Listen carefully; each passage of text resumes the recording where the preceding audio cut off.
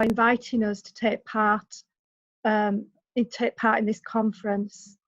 I'd also especially like to thank Michelle Gregson for her support and encouragement when organising this event.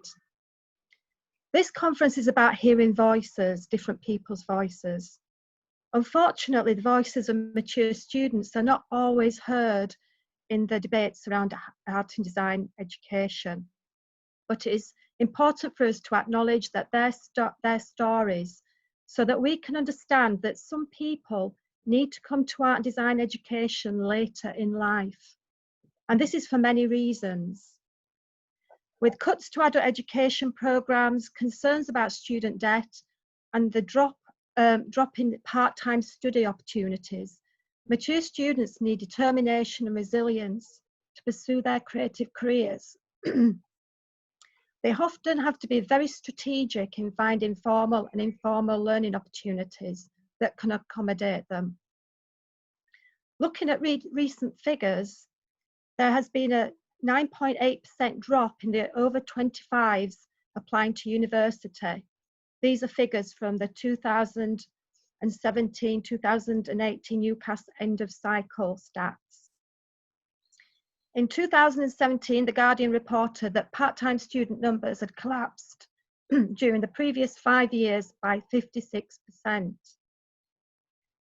So as educators and policymakers, we need to think about how we can include mature learners to make sure that they're not silenced, not made invisible. This is in the spirit of democracy, diversity, inclusion, and social justice. We also need to acknowledge the contribution that these people make, when they've left education, to our local communities. Please let me now introduce 5 inspiring people who all began their educational journeys many years ago on an access course and have all experienced being mature students. They have currently made the courageous decision to continue with their creative practices. So first of all, may I introduce Ingrid Bale. Ingrid, do you want to say a little bit about yourself? Yeah. Hi everyone, really pleased to be here. So yeah, I'm Ingrid Bale, and I like to think of myself as an emerging textile artist. I still do the day job, but I'm certainly working towards becoming a full-time artist, and that's something that is taking time, and something that I'm having to think through. But yeah, that's what I do. I work in a university, so I work with mature students as well as younger students. So I have a bit of an understanding of some of the pressures and things that they probably need to go through as well. Thank you for that. John Gamble, would you like to introduce yourself? Yeah, my name is John Gamble. Hello everyone. Thanks for the opportunity. I kind of started with Access evening only because I couldn't do an 8-term course, and then I met Sam, and through Sam I ended up going on to the MA, which I never thought I'd do because education level, my sort of early school years, I wasn't that great, and the thought of doing an MA terrified me. And I think I carry forward now because we, along with my partner Sarah, operate Art School Ilkley, which is a local community-based education. We have about 90 students, or we did before all this came in, but we start classes next week. And I take a lot of what I did on the Access course on the MA through to that. I also have a personal practice which sits alongside nicely with what I do with Art School Ilkley. Brilliant, thank you. Carol. Hi there everybody, thank you for having me. I'm Carol Sowden and I'm an environmental artist. In Yorkshire. I practice daily. My practice is my way of life. Like Ingrid, I also do the day job, but lots of other things in between. A busy life. I did the Access course as well. I also did a degree at Leeds Arts University, and then I went on to do my MA in creative practice. I'm also a member of the TCL Art Collective. There's 5 of us, 3 of us are represented today here. So yeah, that's me. Thank you. Mel, do you want to say a couple of words about? Yeah, sure. Yeah, hi, Mel Dewey. Lovely to be here. And my primary practice is analogue photography, cameraless photography, as well as a wider range of art practices. So I kind of refer to myself as a artist photographer, as well as being an educator. So I teach from 5 to 75-year-olds in a range of primary school and Saturday art classes and schools, as well as being at the Leeds Arts University, teaching on Access. So I didn't actually do the Access course, but I am teaching on it, and I've done for a couple of years now, which I absolutely love and totally understand why all these guys think it's such an amazing opportunity to lead you into doing degrees and MAs and just being explorative through art. It's wonderful. Thank you. And last but definitely not least, I'm Barrass. Hi everyone, thank you to NSEED for inviting me along and letting me speak. I'm primarily an intaglio printmaker based in Leeds, quite a frustrated printmaker at the moment because Leeds Print Workshop where I work is closed for obvious reason. Like John, I did the evening access course. I was in the year below him. It was a strange existence rattling around Leeds Arts University in the evenings. And then I had a sort of a year's break. And then again, much like John, I saw Sam, and the next thing I was on the MA Creative Practice course, which is where I met Mel and Carol, and we formed 3/5 of TCL Art Collective, very supportive to each other as we try to continue to take our practice, really, I suppose, beyond the academy. Okay, thank you. So I think now Rachel will take over. Yeah, thank you very much, everybody. I'm really looking forward to this debate. We've got a whole series of questions. We'll see how we get on with those. We've got about half an hour-ish to have a bit of a conversation based around these questions. And then hopefully we'll have sort of 10-15 minutes for question and answer at the end. Okay, so first question. What contribution do mature students make to art and design education? Who's going to go? Somebody silence. Who's going to speak first? Long silence. Yeah, somebody say something. I've got written down here, but I think it's correct, and I think it's something that's important to me personally, is that it challenges that norm that education is, that you finish school and whatever you get at school is going to be. I kind of had that in my head. I did my best to get through levels and stuff, not so well. Ended up just scraping onto a degree course, but then years later, yeah, it was so wonderful to re-engage with education in an establishment like Leeds Arts University. So that was you bring all your life experiences to the course, and because there's what 20-25 years, how many there is on the course, that makes for one rich environment. We all have experiences through life, don't we, that we bring with us. I mean, you know, it's been a very personal journey for me because I had a really poor education in the 70s, and even left school without doing my art O-level at the time, and I'd always regretted it. But once you manage to make that step back into it, it's amazing as a mature student. You don't take it for granted, and you grab every ounce of time that you can have within the institution, you know. Yeah, I've got the same sort of feeling there, Carol, with I've got a time and place in your life so that you've possibly got a different perspective with your life experiences. You've got that ability to dare to be different and challenge, where in the past when you're a school leaver you would say, you know, someone's told you can't do something and you would accept that, but as you're older you kind of say, I don't accept that, I think you're wrong. And often as mature students we're a bit unconventional. And that's the bit I like about, you know, teaching on the Access as well. You've got that range of, well, I think it was nearly 60 students this year, so there's like a massive range of people with life experiences and life problems that yeah. thing is about it's dealing with their life problems and being able to be amongst people that they feel safe around. And with that mix of old and young, I found on the courses that especially on my degree course, because I was a mature student, I ended up helping the younger ones, you know. I was more of sometimes I felt like a tutor sometimes. I didn't mind, it's fine because it's great experience. And it's so rewarding. It's really rewarding. You bring as well, like all the things that you do in your sort of professional life, like particularly things like time management that you bring to your own practice, your own education.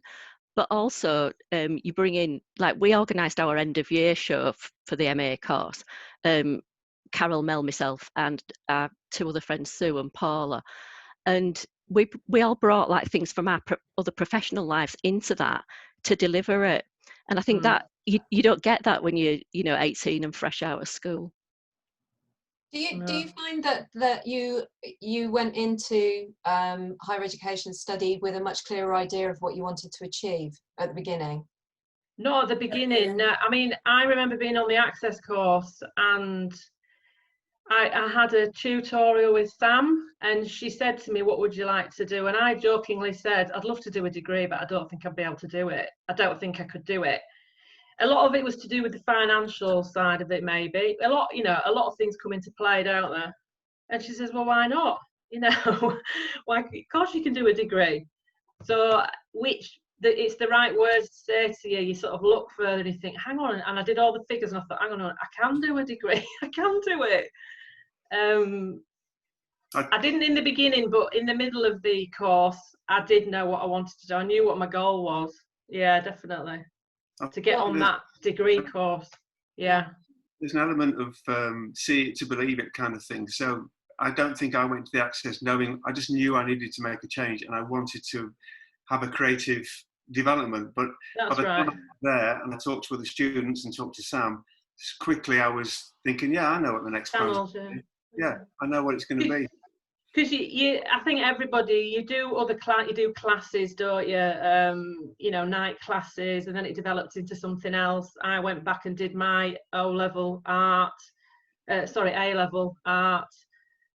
those different steps too. And then I actually applied to do the degree at Leeds Arts University, but I was advised to do the Access course, which was the best advice I ever got. I don't know if, to sort of turn it on its head a bit, I don't know if you're more open and receptive to not knowing what you really want to do, and that just sort of embracing everything and then actually seeing what stays with you. Because I kind of like went into printmaking thinking, I probably want to do this, but it turned out to be quite different thread of printmaking to that I'd anticipated. And I think it's that openness to like the little happy accidents or whatever you want to call it that perhaps again you didn't take when you're 18 or 20. Yeah, that's right, it's very true. You take more risks when you're older than you would when you were younger. I mean, in hindsight, for me it's better than I've done it as a mature student, because I wouldn't have been able to give it my all as I have done when I was younger. I'm quite interested. I'm going to move the conversation on a little bit. That's really interesting. I'm really, from the work that I do with MA students, I really the idea of kind of openness, risk taking, and finding out what embracing a situation and finding out what comes out of it. It resonates with me very much. But I'm also quite interested in how you think about the notion of community. So, for example, the question that Sam had outlined here was, how do mature students benefit the art and design community after they leave formal education? And I'm quite interested in how you see this notion of community and whether that community has grown or changed or differed as a result of you leaving your MA programme. Well, yeah, I've got the massive importance that I got from doing the MA was that peer network. The fact that we're all here now is because we were part of that peer network, and I think that's the beauty of doing the MA at Leeds Arts University, was the fact that we didn't just mix with people on our course. There was the curation course, there were the first year students, and then with John that was in the year above us. you know, and then we've gone on to meet Ingrid as well. So I think that's quite a beautiful thing. And it's that opportunities, so that within your community, like I'm very much not a gallery white space exhibitor, so I really want to make sure that I connect with my communities. I've kind of gone out of my way to look for opportunities so that my work's up in my community, so that the people that look and possibly even purchase my work are people that I live and are likely to bump into at some point. And I've found that really inspiring and rewarding, that ordinary people have engaged with it. And with my subject being fairgrounds, there's an element of an audience there that wouldn't engage with going to a university or going to a white space gallery. So the fact that I go into the community with that work, they've had an opportunity to see, oh, right, okay, I do a bit of photography. And then a conversation start, and bizarrely, doing things like Kirkstall Arts Trail has ended in 2 people that saw my work came and did the MA. You know, it's as random as that. And our collective that we formed afterwards, you know, we've been able to do exhibitions out in the community together. We've done it in different places, where in Harrogate, in Leeds, you know, we bring a lot of community to our exhibitions, you know, by putting on exhibitions. We're creating that you're platform right. for people to come and, you know, look and discuss and buy, hopefully. Well, the first exhibition we did as the collective, it was a student cafe bar in LS6. It's called LS6. It's in the student area of Leeds, and they were relaunching their upstairs space, and they did a call out for artists, and Mel got onto it, and we ended up taking over the whole space. They gave us it free of charge. We had an opening night with a live reggae DJs, and it was great. It was like, you know, a few people came in, and I think it was something where they could use it in their publicity and we could use it in our publicity. So it was like a win-win situation. Did you all participate in that? Yeah. The TCL Art Collective did. All 5 of us. Right. Yeah. Could you maybe explain a little bit about that? Just thinking about the audience, they may not know what you're referring to there. Yeah.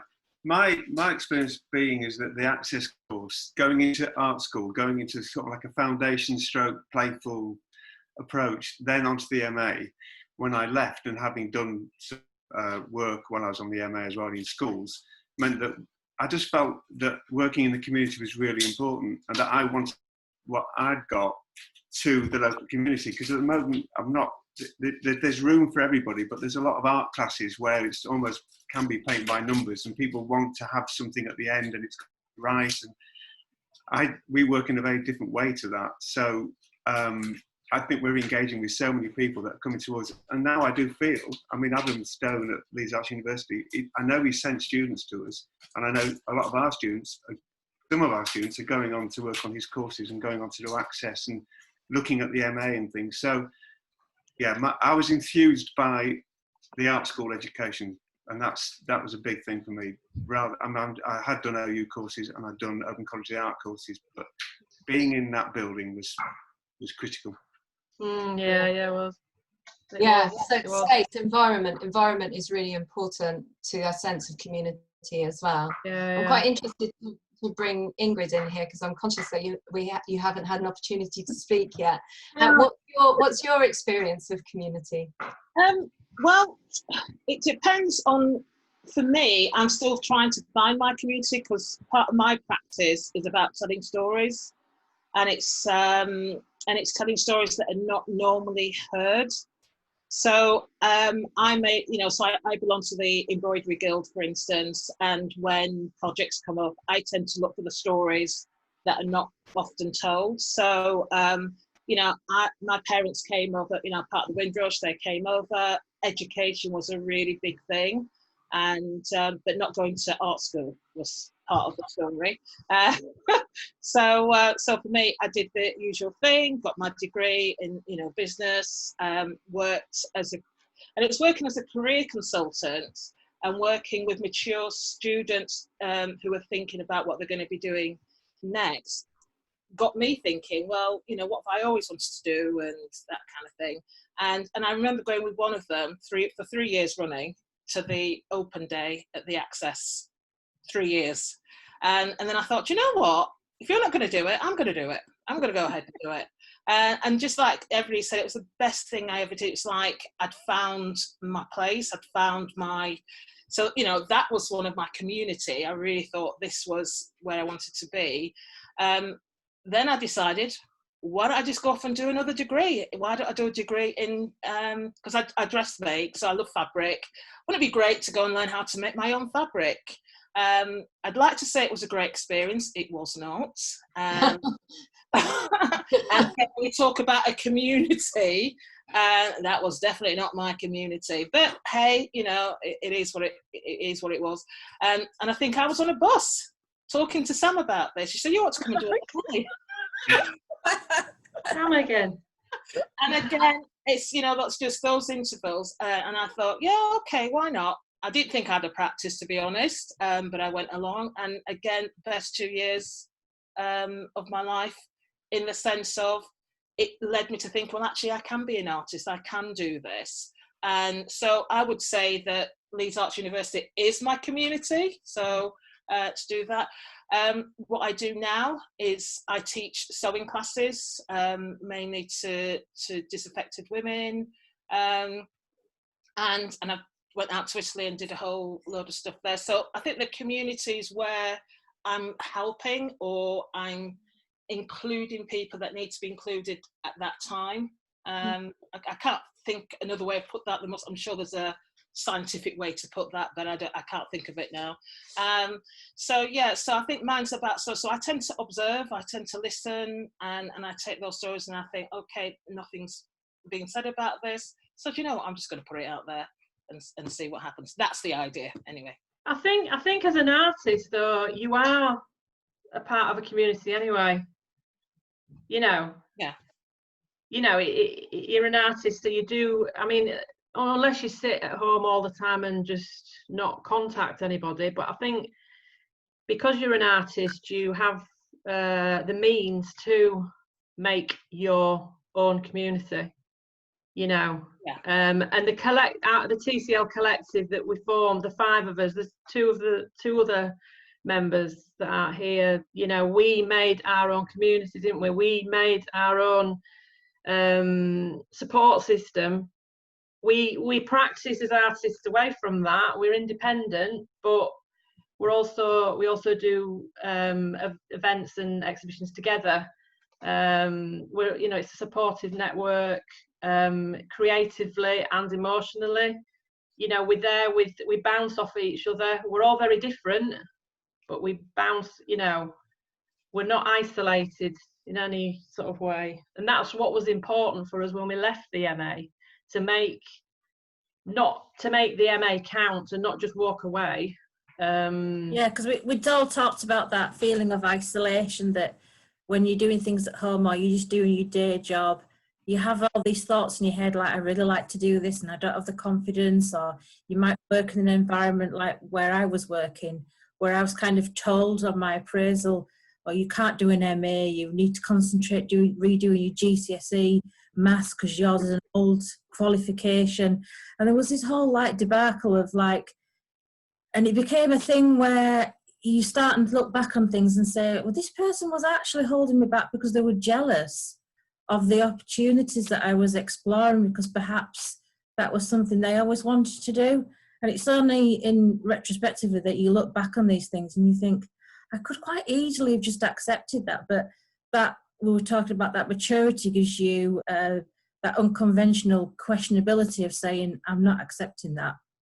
If this is what I want to do, then I'm go. And I'd spent 15, 16 years taking my own BTEC students to UCAS conventions and seeing all these people talking about MAs. When you've done that for a lot of years, you think, why am I not doing this?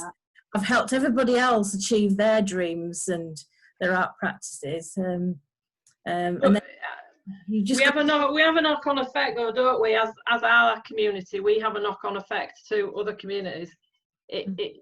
Don't we? Yeah. Yeah. do, you know. And I think we found as TCL, when we did our exhibitions, they then snowballed into other community opportunities. So doing the L6 Cafe stuff then led to doing a commission at Leeds Arts University, because the curators had come along and seen us. Myself and Carol were part of Curator's Choice, and I ended up doing like a film practice with analogue stills with a circus performance. And it was just like this whole thing, like the year after it. So I, halfway through my MA, I quit my job teaching in further education, because I was just so enthralled and inspired by what I was doing, and I was finally doing something that was just for me, that I left that job and just spent an entire year finishing my MA, and it was the best thing that I've ever done.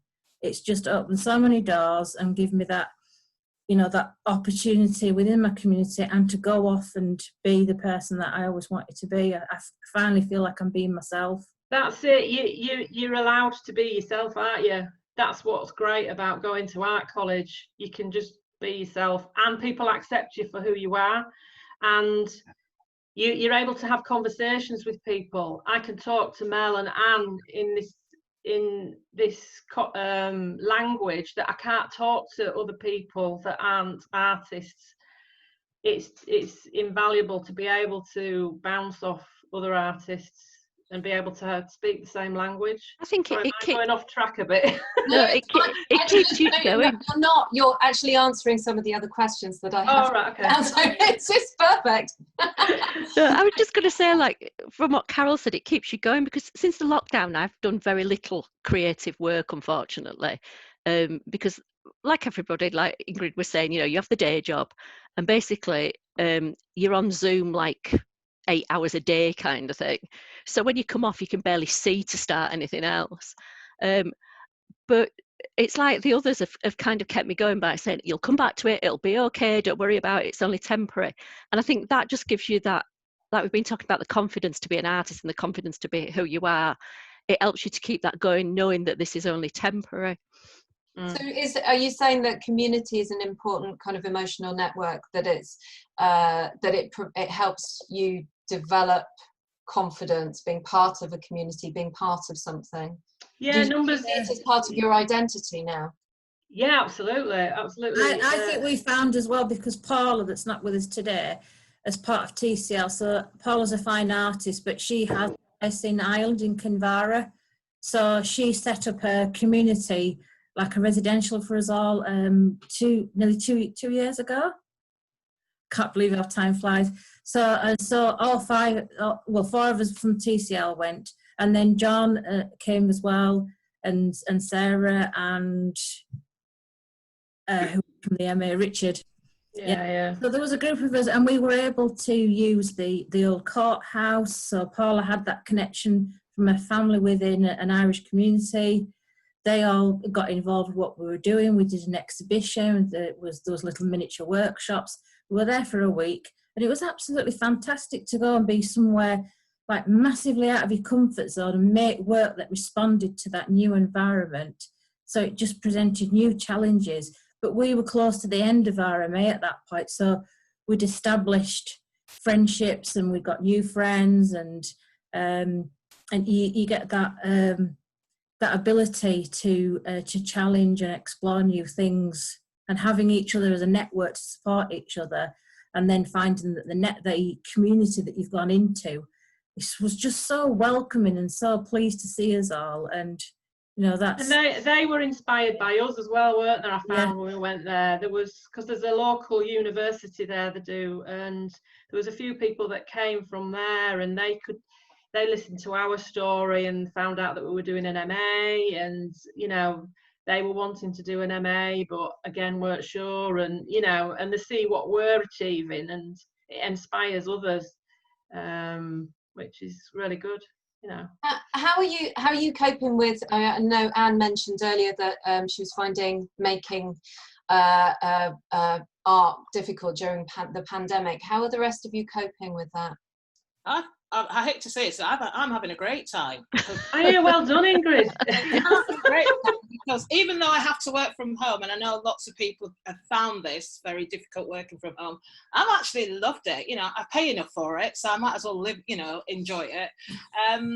But for me, it's actually given me my commute time I've used to actually start to make things. So even if it just means sitting down, writing, you know, I tend to write pages like you do in, and work out what's my next project, what am I going to look, you know, what am I thinking about, even just sorting out fabric, you know, and just using the time. I think for me that's been, is being able to use the time to, so when things start to open up again, I'm ready there. So I'm still waiting to think, oh, they're doing an exhibition, oh, have I got that right piece? Or, you know, I'm preparing. It's like that bit of preparing for what's going to come next. So I've enjoyed it. Sorry.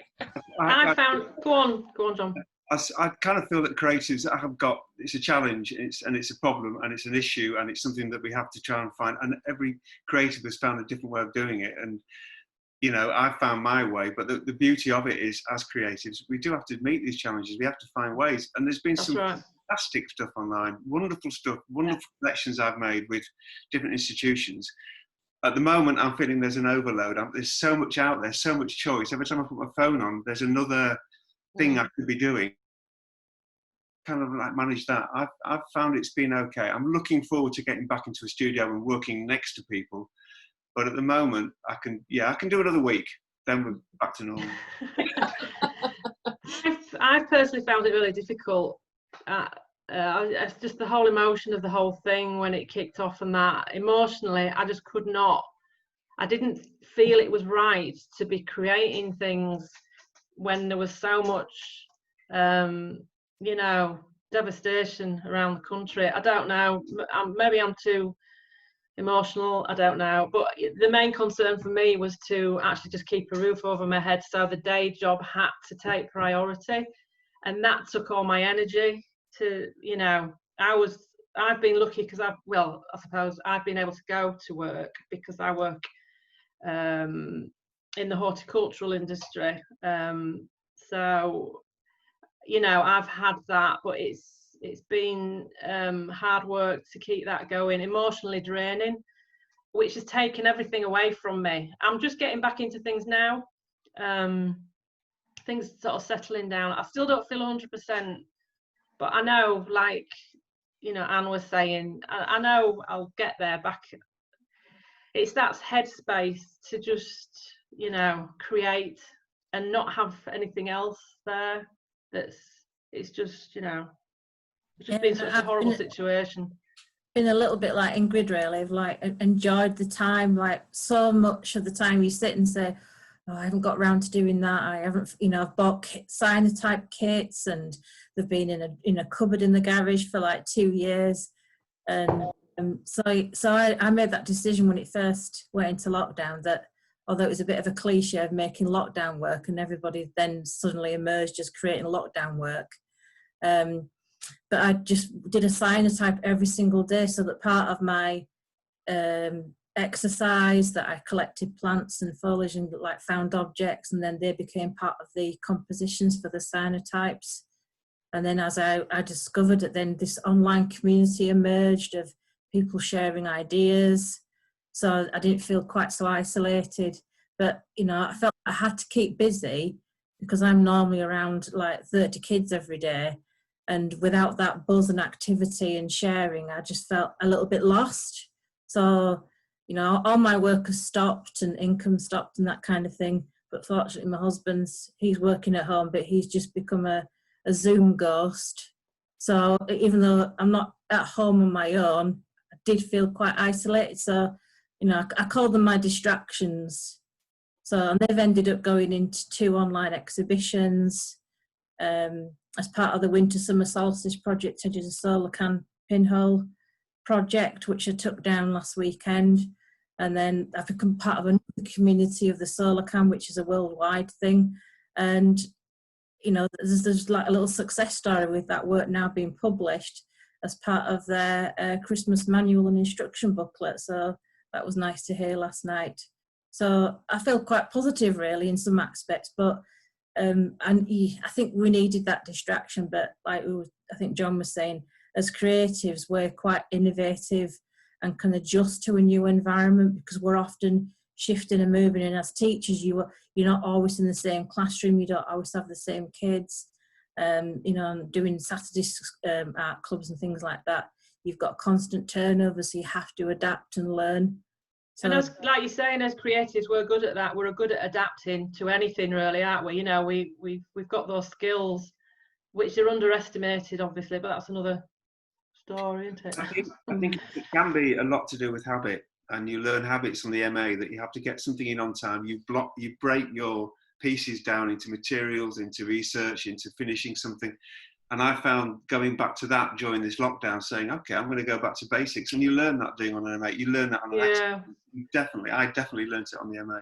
I know. Well, on a normal week, I do a little bit before I go to work, and then I do a lot of writing in the morning, and then I make in the evening because I find it easier that way.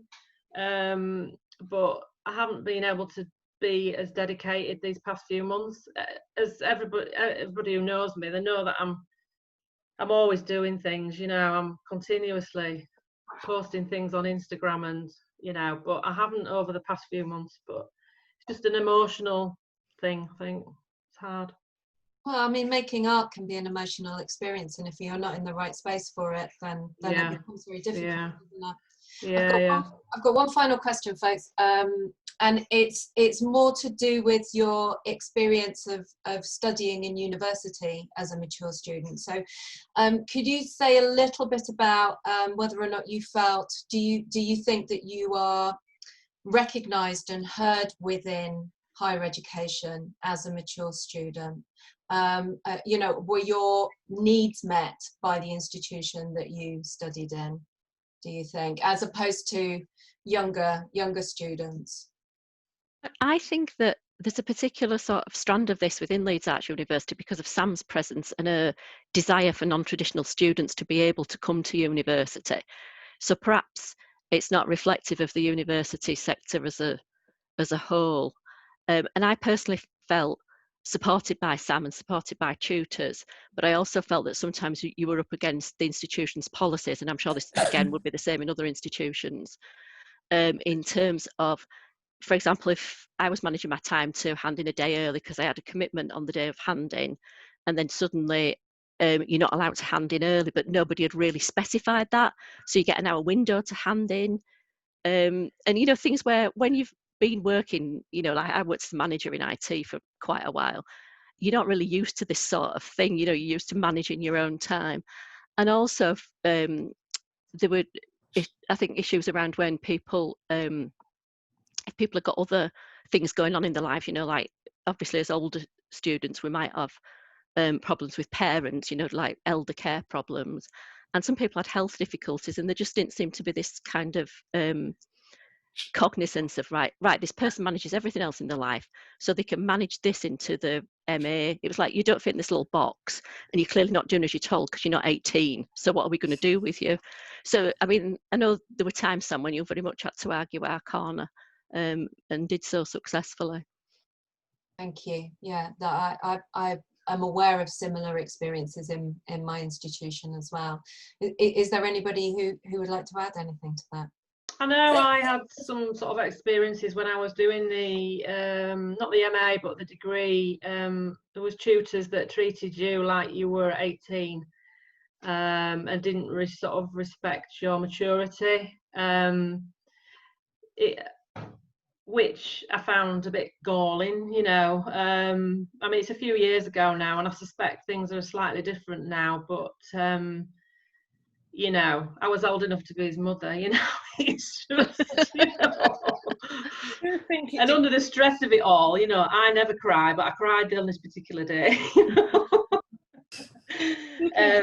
But it does depend on the tutors that are there in that particular, I mean, the institution is the institution, that's that, but it depends on the tutors that you have. Like for instance, we know, if we went to Sam, we know things could get done, or at least we would be heard. When I did my degree, I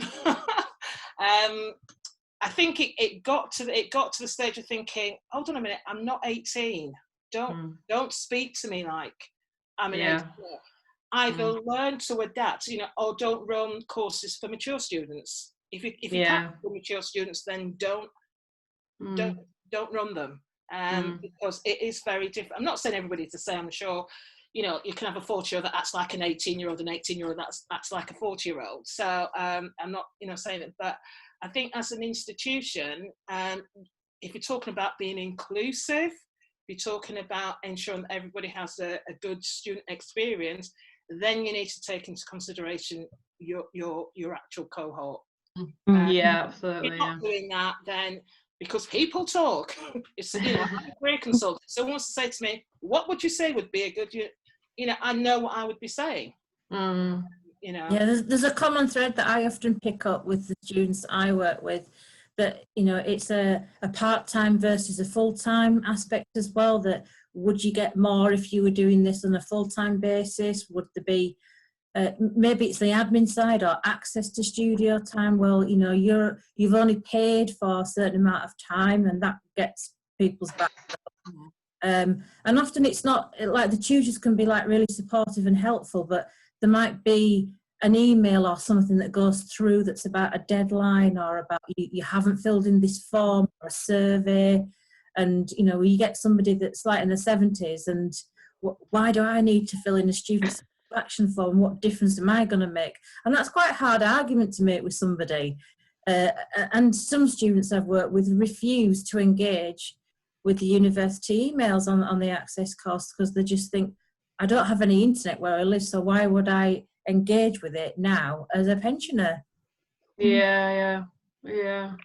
So there's an accessibility aspect as well, that there should be sometimes alternative arrangements that when students get their grades, it's emailed out to them, but if they're not connected online, there's that they have to find a way of doing it. But my answer to that was, well, I can access them, so I'll just print them off and you've got a hard copy. But that's not always well received by some of your colleagues, because you've been unconventional. So there are issues of access and inclusivity as well, wrapped up in that. I'm conscious we've got 10 minutes left, so we've got loads of questions. Are we going to answer them all? Well, I don't think we're going to get through 18 questions in fairness, but let's work through some of them, shall we? So here's a question from Bonnie White. Do you need to do an access course first to do the MA Creative course? If you did art history for an honours degree but have taught art and practiced personally for nearly 30 years? Maybe that's one for Sam. Yeah, okay. We have a process which is called recognition of experiential prior learning. And I think this is a really important process. So let me give you an abstract example. Somebody might have worked as a press photographer for 20 years, not have an undergraduate degree, but has the skills and the expertise to go directly onto a master's degree. And by going through that recognition process, they then have the potential to do the masters without an undergraduate degree. So that profile that was just spoken about, I am sure that looking at the curriculum, the master's curriculum, you'd be able to make an evaluation as to whether you've got the skills and experience to go through that, what they call it, RPEL process. So I hope that answers the question. Lovely, thank you very much, Sam. There's a really interesting question here from Peter G. I don't know if that's Peter Gregory, it might be. So far, the main differences in learning seem to be based on unlearning. Is that true? And are there any other elements to the mature student's learning experience? Can you repeat the question? Yeah. So far, the main differences in learning, so the types of learning that you talked about today, seem to be based on the notion of unlearning. So I think, I'm not sure exactly what he means there, but a notion of unlearning is that you start with all the things that you already know, and you kind of you work backwards from that. So instead of this is the way it's always been done, actually no, I'm going to open this up and I'm going to look and see if there are other ways of doing it, or this doesn't work for me anymore, I'm going to figure out, problem solve, take risks, and I get that. So unlearning, as in kind of getting rid of prior kind of preconceptions. I wouldn't say that though. I wouldn't say that we've unlearned. We've just carried on learning. Okay. Because we've brought our whole lives with us. This, our artist. Well, I think everybody's artist practice is basically about themselves, isn't it? Do you know what I mean? So it's about lived experience. It is, on the Access course, the first thing is, I think the module was about childhood toy. Yeah, childhood toy, that's the one. And that starts it off. When you look back now, it starts the whole journey off, and you're learning about yourself through it all. Yeah, and you're unlearning the stuff that you've been telling yourself that, for me. Yes, you're right, Ingrid. Yeah. So in that respect, yes. It's unlearning what you think, but often it comes from other people, Yeah. I'm sure you all remember a time when somebody said, "Oh, you're not the brightest or you're not that good at maths or whatever." Yeah. You kind of, take that in. And then you kind of realise, well, actually, I can do this, but that takes a confidence, and I think that's probably exactly, yeah. I mean, I look back to secondary school and coming from a small village school to a big secondary school, being put in I was put in the high band, and the first exams I came bottom in the class in every exam. And that has stayed with me all through my life, and I've never felt quite, well, I didn't, for a long time, you don't feel that you're intelligent enough. You what, sorry? So it's unlearning. Yeah, exactly, yeah. I've unlearned that, but it's still there. But, it doesn't stop me now. You're allowed to become a beginner again. I think that's what I found from Access. I had no expectation, but I was allowed to be ready to go, having no skill set, just thinking, no, I'm just going to, and that's the way the course went. It did start from scratch again. So you could build yourself back up again, I think. Yeah. I understand the question now, sorry. I think it's also like unlearning the misconceptions that people have of you, that they burden their perception of you. And then it suddenly becomes embedded in you as a person that you then go on to grow up with. And it's until you're a little bit older and a bit more confident, well, sometimes not even confident, but you just decide one day to challenge that. Yeah. You want more out of life, don't you? And it's about that journey, and you think, when I finished my HND, and like you have your careers talk, because I trained to be a commercial artist and a graphic designer originally, and I said that I would like to go into, really like the aspect of working with the technicians and being in the print and everything, and I was told, you'll never do that because you don't have a maternal bone in your body. That was the line that I was given, because I was seen as being unconventional, a bit rebellious, with the punk hairdo and everything, and I didn't fit pro forma to be a teacher, which 2 years later I had a child, and then a few years later after that then I'm teaching. So I think looking back as when you're younger as well, those of us that do challenge, I challenged the institution at the time. I wouldn't do what they told me to do. I rebelled, and but now as a mature person, the institution is very important, or has done a lot of things for me. I'm very grateful for the opportunities. How do you, Michelle, have we got time for one more question? I think we've got time for a couple more, probably. We've got okay, brilliant.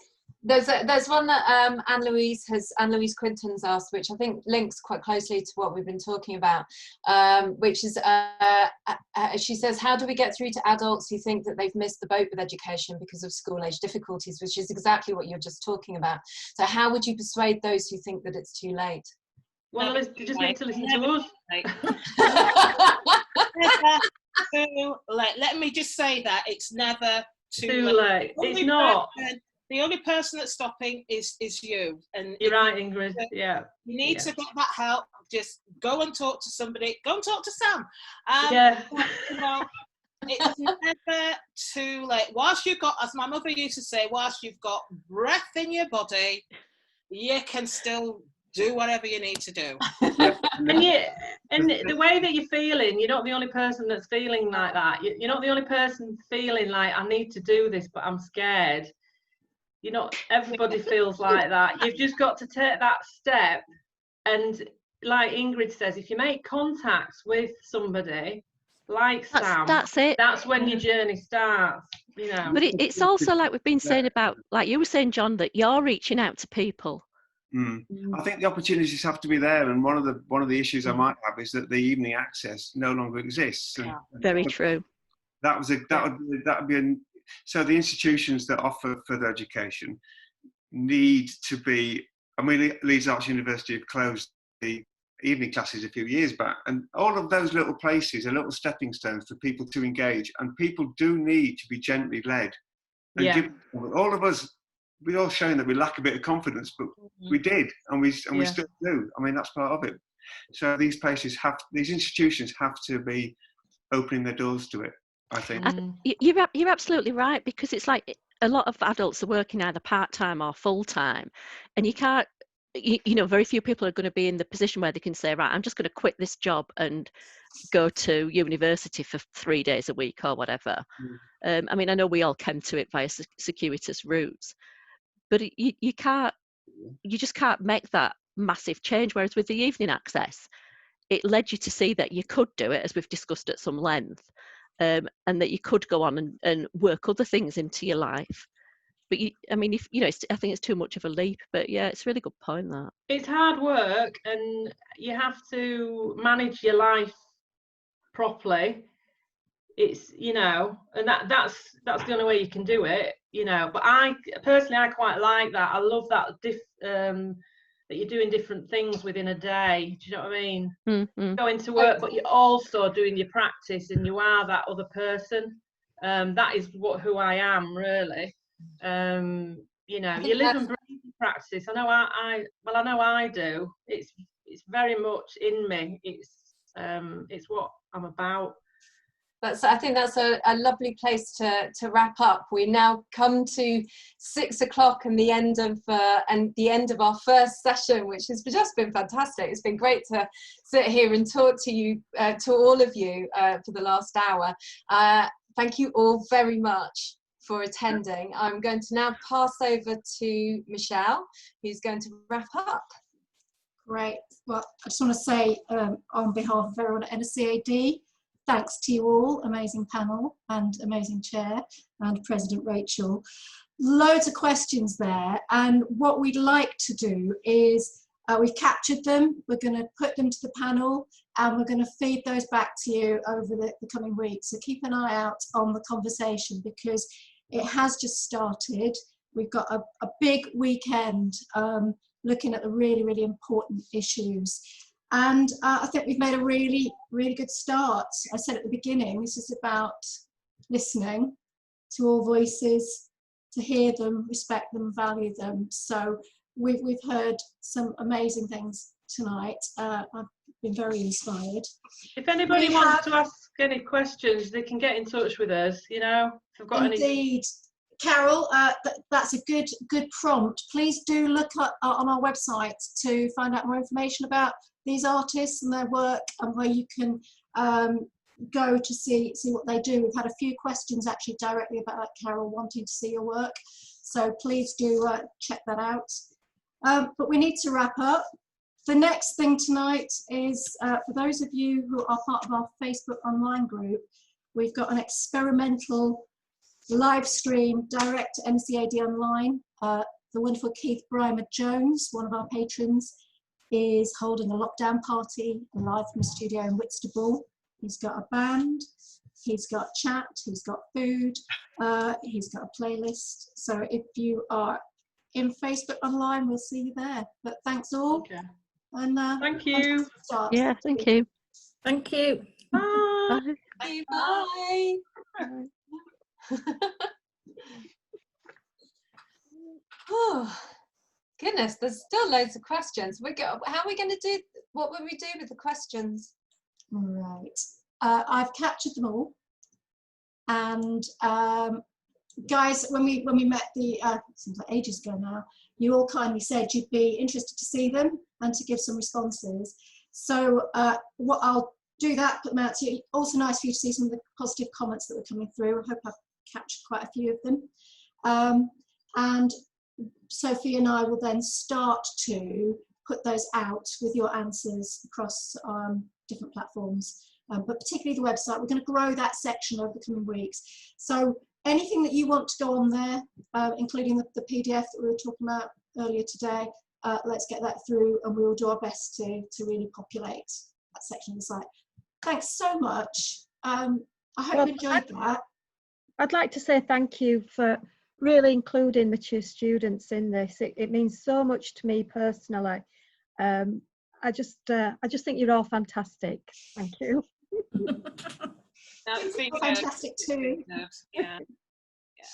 I think it's vital, just having been, I felt like I was in the audience, by the way, and I think you rock, you really do. You really have started off well, got such diverse stories of how you came to study again. I just really can't thank you enough. It was just a pleasure, a real pleasure. It's one of my favourite Zooms, and it does feel like a Zoom, even though it's very formal, and that has great qualities. But thank you so much, and yeah, really look forward to this conversation. You can see from those questions, 21 questions, yeah.